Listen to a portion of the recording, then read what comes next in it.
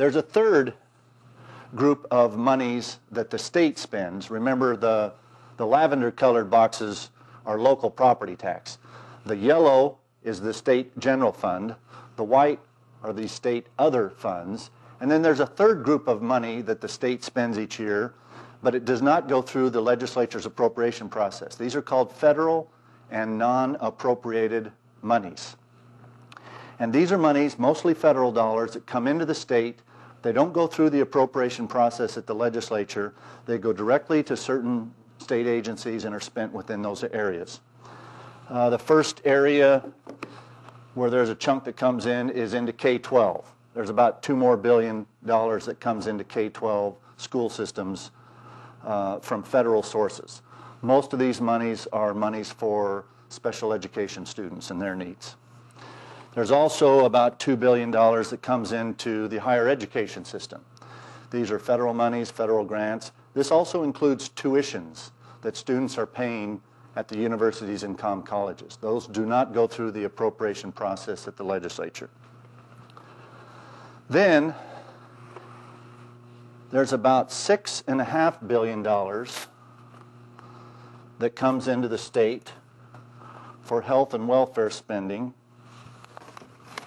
In most states, these monies would be known as Medicaid and Medicare, but in Arizona we have what's called a waiver program, and so they all come into Access. They all come into the Access program for health and welfare related programs. But there's about $6.5 billion of federal monies that do not go through the legislature's appropriation process.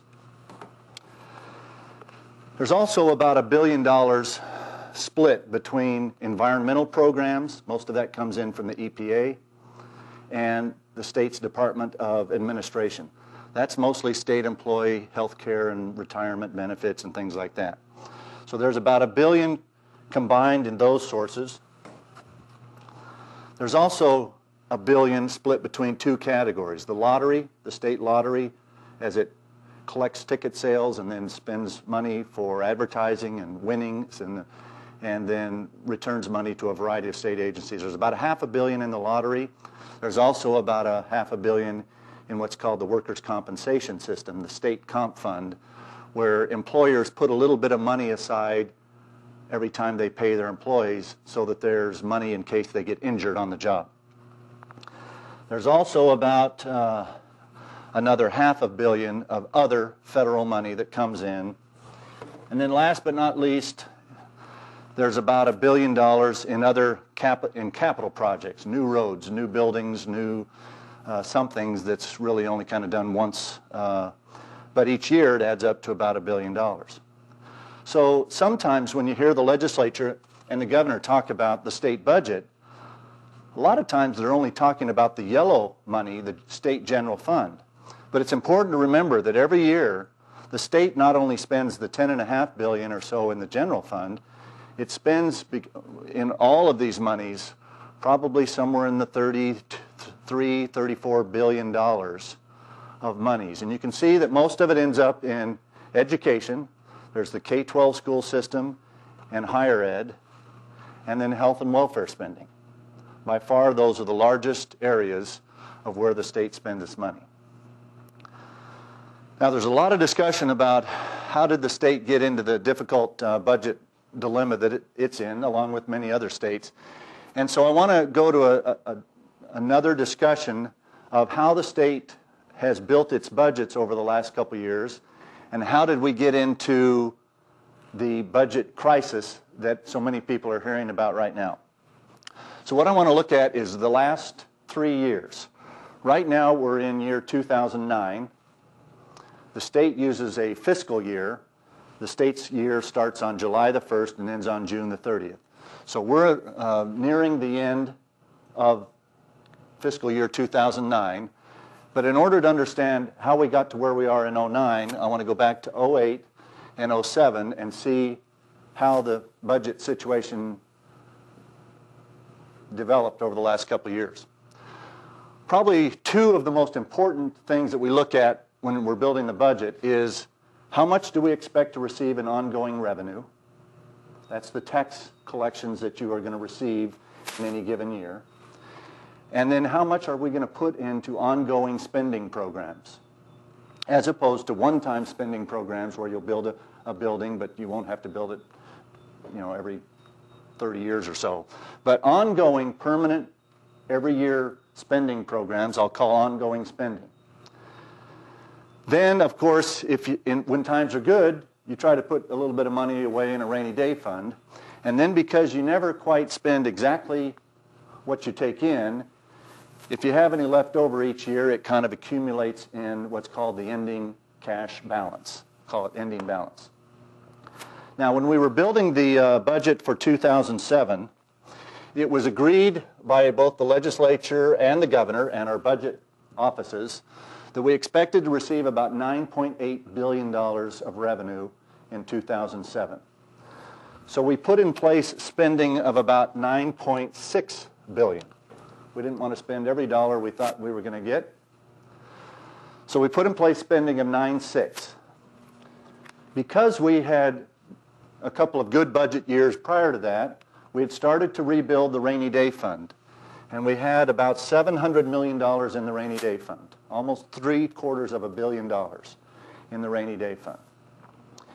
And if all of this happened, it was expected that there would be about $550 million, about $500 million, in the ending cash balance.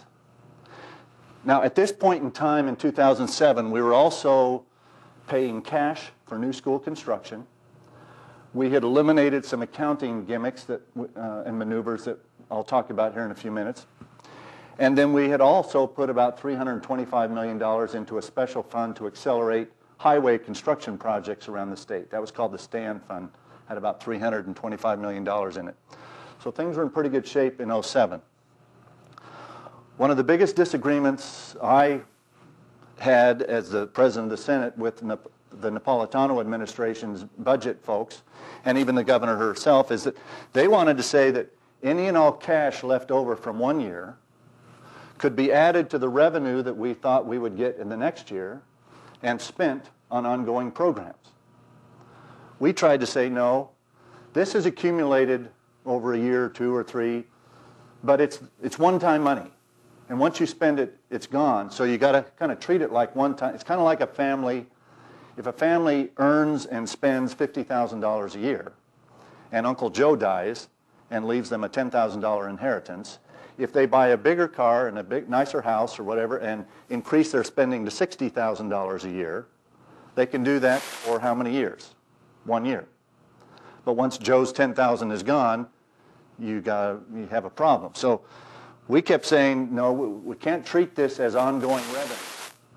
But when the 2008 budget was put together, they estimated that revenues were going to be $10.1 billion. And I think they added $500 million to that and put in place spending of 10.6. Now, at the time they were building the 2008 budget, which would have been like the late spring of 2007, at the time they started to work on this, the economy was starting to slow. And the revenues weren't growing as fast as they had in 2005 and 2006. And instead of getting $9.8 billion in 2007, they got 9.6. Still, these numbers are balanced, so we're not too bad a shape, but probably instead of having $550 million left over, we're probably going to now have $350, which accentuates the point why you can't use these monies and add them to next year's expected revenues and spend it all, because if this doesn't happen, you don't have those monies.